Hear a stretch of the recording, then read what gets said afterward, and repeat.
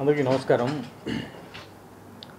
First things first, ముఖ్యంగా ఈ cinema ద్వారా రంగప్రవేశం చేసినటువంటి యూస్ ద హార్ట్స్ మా సుధాకర్ గారికి కంగ్రాచులేషన్స్. అలాగే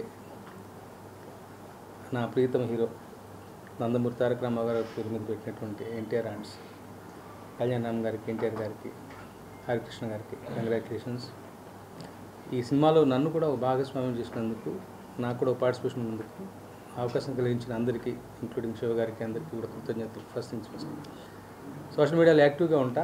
ఏ క్షణాన్ని అన్నాను దేశం దేవర కైవసం అన్నా, అది వాళ్ళ అక్షరాల నిజమైపోయి ఇలా అంటే ఒక ఓవర్వెల్మింగ్ రెస్పాన్స్. ఓవర్వెల్మింగ్ కూడా క్యాపిటల్స్ మామూలుగా లేదు.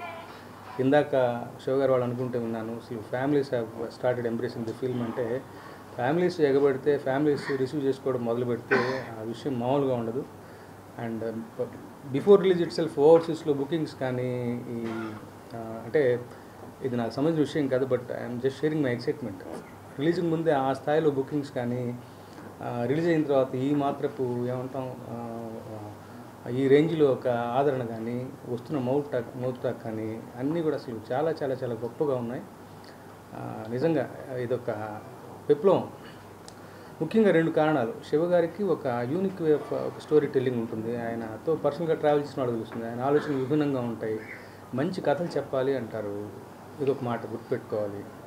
సో శివ గారి ఒక టోన్ ఉంది. ఆ టోన్లో సినిమా చెప్తే సహజంగా ఉంటుంది.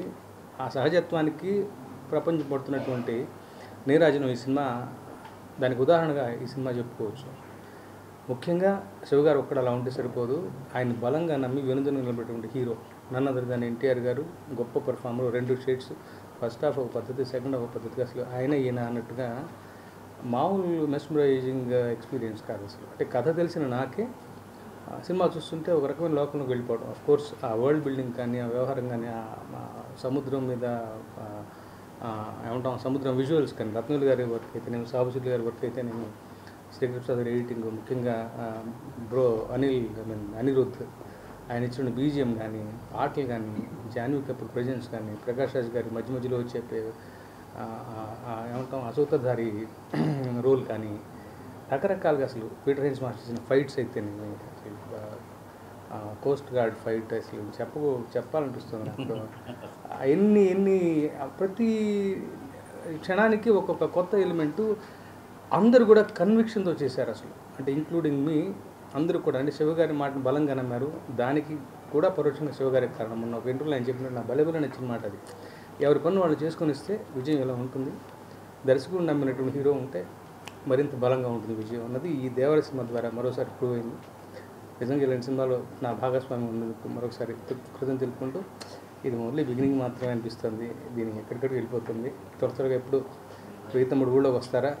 మొన్న జరిగిన ఈవెంట్ ఉంటుంది, మళ్ళీ ఒక ఈవెంట్ సక్సెస్ఫుల్ డెఫినెట్గా ఉంటుంది కదా, అందులో పార్టిసిపేట్ చేయడానికి ఎదురు చూస్తున్నాను. సెలవు. Thank you.